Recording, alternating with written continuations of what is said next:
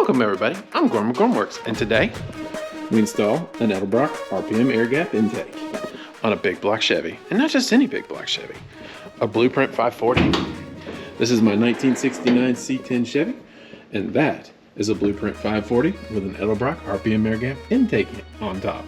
The problem, see that little grub screw right there?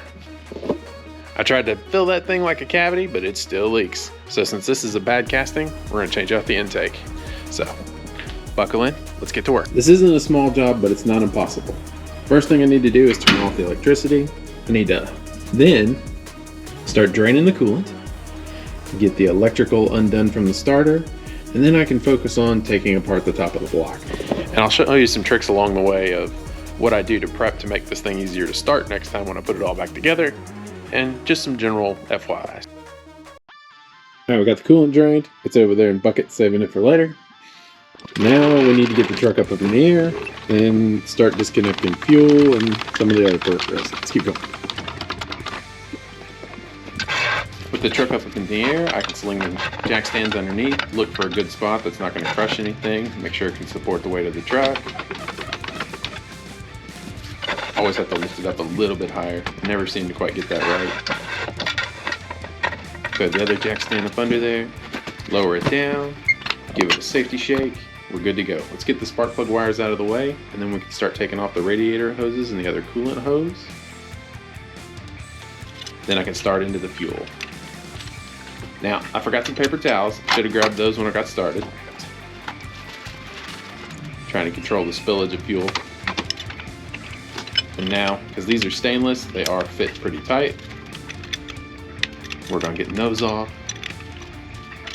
I like the stainless lines, but they are hard to deal with. But once they're there, you never have to mess with them again.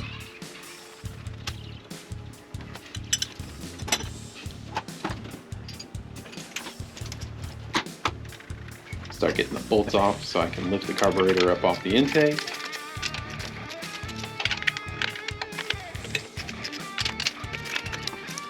Need a receptacle to put the hardware in because I don't want to lose this stuff.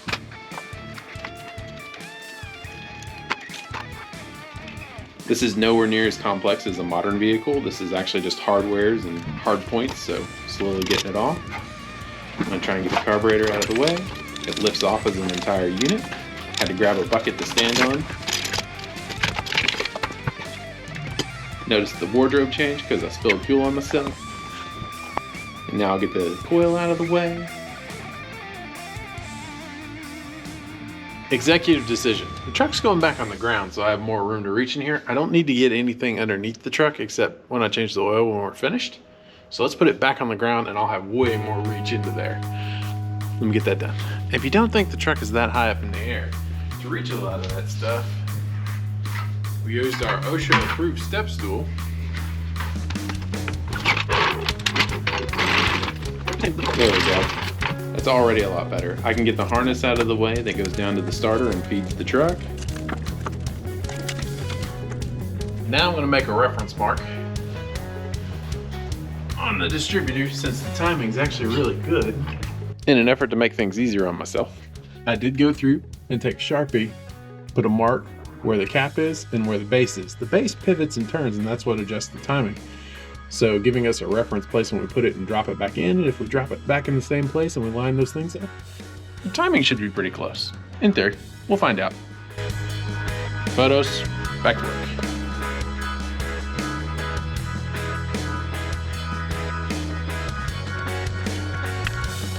About 2 o'clock, and then it drops down to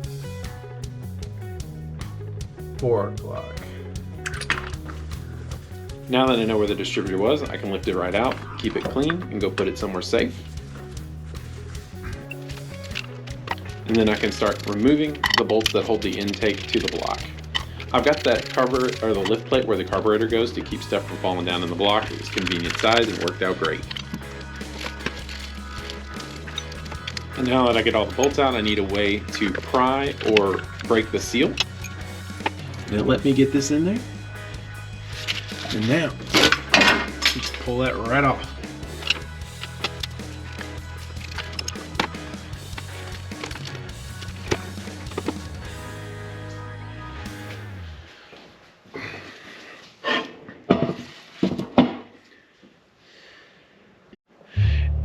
Old intake off. Old new intake. I don't even know how to describe it because it's new, but it's broke. Defective intake off. Looking at where that grub screw is. See where we siliconed around the bolt. None of the sealing surfaces look bad. I guess, I don't know where it is in there, but somewhere between that water passage and here, coolant was coming out. The rest of it, aside from the oil that lives on the bottom side of it, was doing exactly what it needed to do. I'm looking for like any like little potholes I missed or anything like that. It doesn't look like it. Back to over here. We need to put stuff to keep stuff from getting in there. And then we can start cleaning it off. Don't immediately start cleaning it off because the chance of stuff falling in there, pretty high. So let me get some stuff in here so we don't get stuff in things. Get some microfiber towels. Get them in here because you don't want debris and stuff to get down into the body. And then you can start filming. Why am I using microfiber towels and not the blue paper towels? Well, the blue paper towels have little things that come off of them when you tear them, and I don't want those in the block either. And microfiber towels, you buy a big pack of them and you use them for stuff like that. Just to give you an idea how big these things are, look at this entire rag. It will swallow that entire rag. All right, 5 more to go.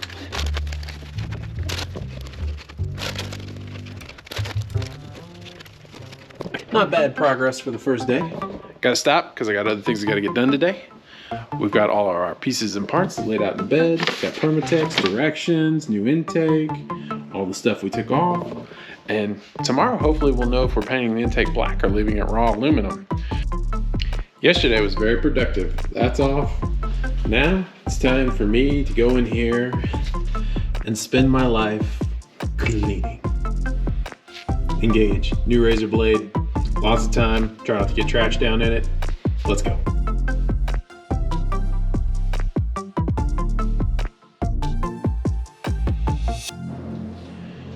Now, what if I told you that scraping gaskets by hand with this is like the starting thing, but there's a super secret liquid you can use to help clean up RTV.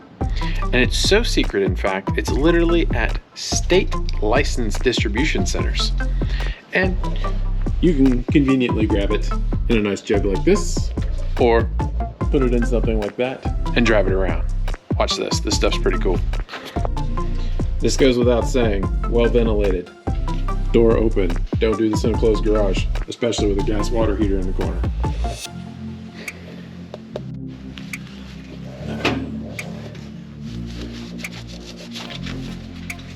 Hold it on there, let it soak in, and then just start rubbing. And little by little, that will all come off, and we will have a nice clean surface. This takes me back to when I just got the block from Blueprint. Literally, it was a raw, long block with some machined valve covers on it, and the thing just oozed power. You know, all the machined surfaces were clean and fresh, and it was just ready to go. Eventually, I did get it up on a stand, and I did dress it out, hoping that I would only be rebuilding it on the, or building it on the stand once, not rebuilding it in the truck a couple of times. I've now had the, you know, the oil pan off because a part of a tool fell down into the oil dipstick hole. You can go back and watch that video too. And now I've had the intake off, but this one I'm reworking because it's a defective intake. You know, I think the best advertisement, I'm gonna be honest with, it doesn't matter who the manufacturer is, for these vehicles is them out on the road rolling around and making people have emotions, have those impressions, see these things. Like, it's what inspired me to want to have a hot rod, was seeing hot rods out on the road. But we're gonna get this back together. We're gonna get the smiles going again and carry on. Next up, shop vac. Need to grab that, vacuum up as many pieces as I can, keep the debris count down, and then I will surgically remove all the cloth. Very, very carefully.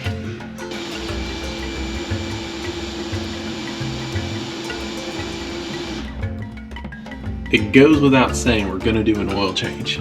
I've gone through and picked out little pieces that I found. I didn't see many, which is good, but you can see the push rods, the camshafts under that.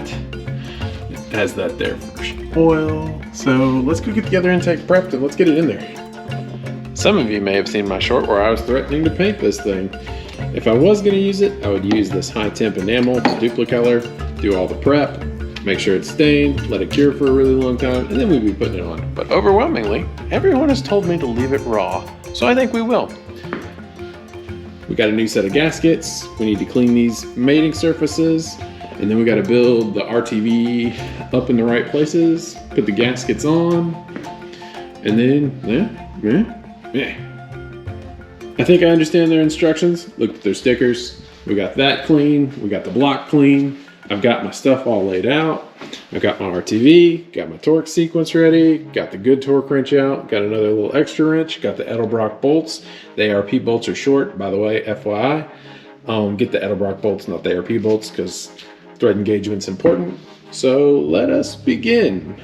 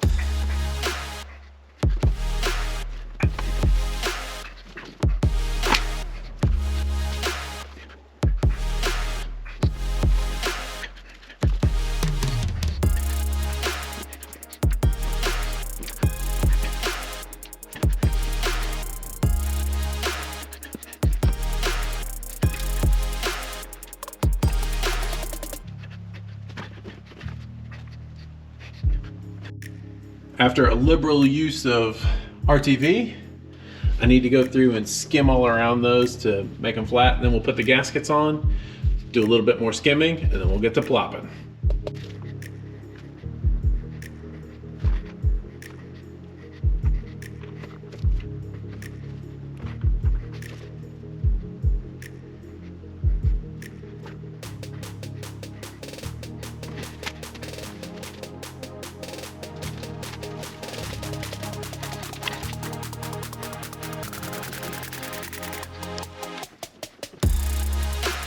All right, just a little bit more RTV around the water jacket and the inlets on the intake side, and then it'll be ready to plop on.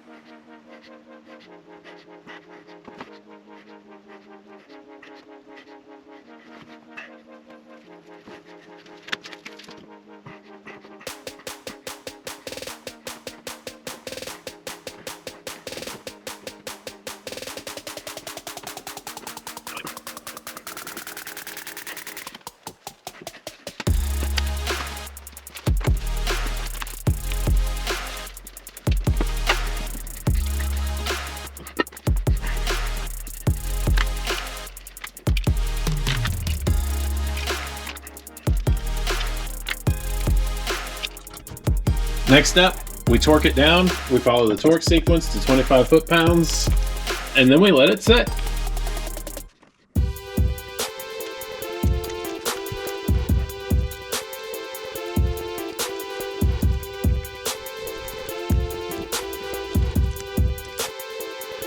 I'm very happy with how that went. There's a little bit of squishage all the way around like there should be. We'll let it dry, and then we'll come with a razor blade and clean that up in the front.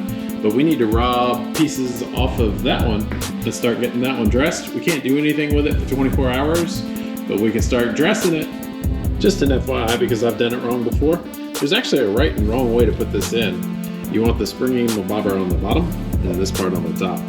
So when it opens, stuff comes out the top. Not bad for day 2. Intake is completely on. All the stuff has been harvested from the other intake is now on this one. And we'll continue putting things back together tomorrow. Until then. While I've got the carburetor off, I'm gonna go ahead and change the power valves because I know what my reference vacuum was when I had it running, and this will make it run better. I'm also gonna change the carburetor gasket to a thicker flange that'll help thermally isolate the carburetor from the intake, so preventing vapor lock even further. I'll bring you all the way around for your first look of the raw aluminum RPM air gap. Make sure all my linkages work. Go hook up the starter, get the oil changed, then I can verify the timing and we can drive it around some more. Hopefully it doesn't leak then. All right, let's go.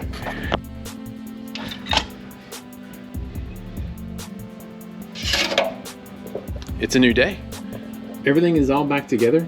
I put some fuel in the 2 float bowls. Now, if I've done everything, we should be able to crank this thing over and see what happens. So let's work on that. And by the way, it's not pouring down rain today, so maybe we can go around the block. I don't know, we'll find out. Let's work on it. This is very much a cold start. Let's see what needs to be tightened up before we do much. All right, just cause. Maybe. Yes.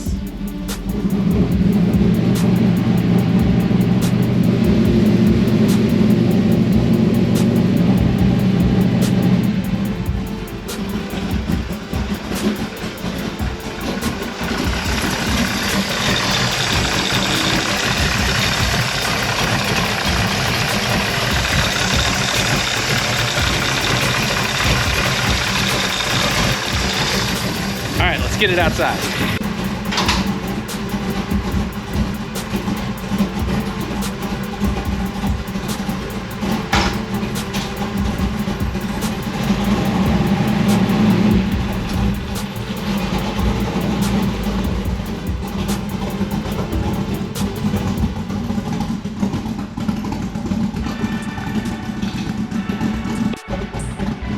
I haven't touched the timing or anything.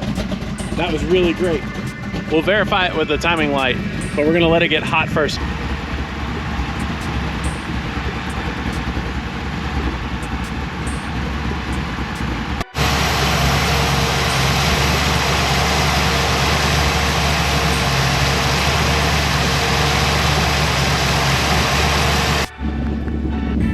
Let's go for a ride. She seems pretty happy.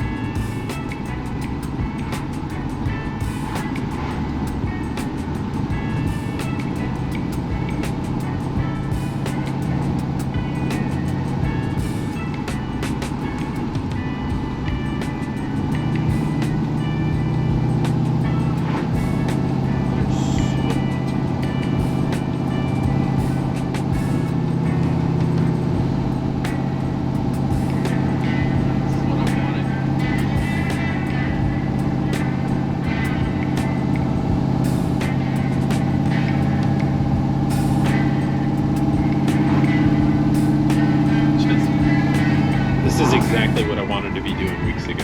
Just putting miles on it, driving it, making sure that everything is breaking in and it's all happy and aesthetic. I'm just gonna sit here and enjoy it.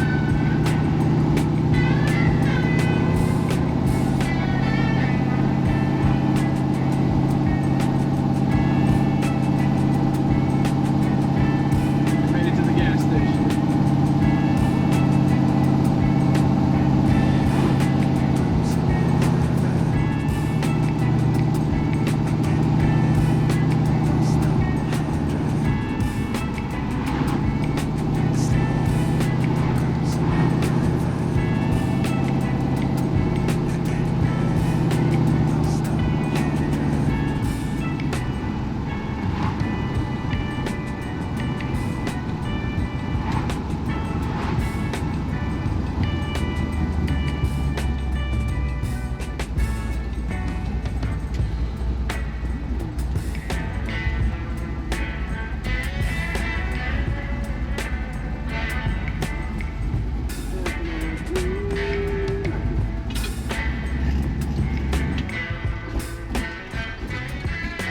on, don't diesel, don't diesel, don't diesel. I gotta turn that down. Okay, the idle's gotta go down. But hey, we made it to the gas station.